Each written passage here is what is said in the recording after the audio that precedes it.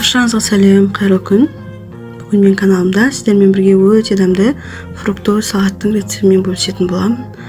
Бұл салат енді таңғалдырарлықтай емес, барлығымыз білетін шығармыз, бірақ менің рецептімде начинкасы бөлек.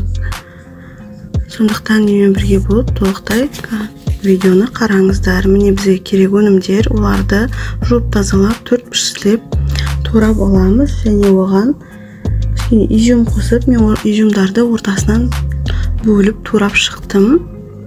Міне осылай дайын болған жемістерімізге начинкасын жасайтын боламыз. Начинкаға менде 2 йогурт және 2 қасықтың үстінде сгущенка қостым. Сол сгущенкамен бірге толықтай араластыра отырып, жемістерімізге қосып, демлеп араластырып аламыз.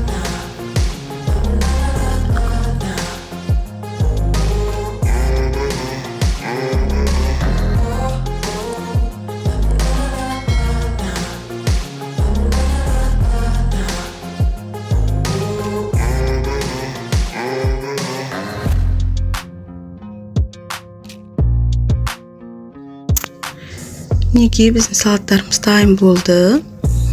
Енді әдемі ыдысымызға сала отырып және әсемдейтін боламыз. Мен бетіне шоколадты чоркадан өткізіп әсемдедім, ал сіздер қалауларыңызша әсемдеулеріңізге болады.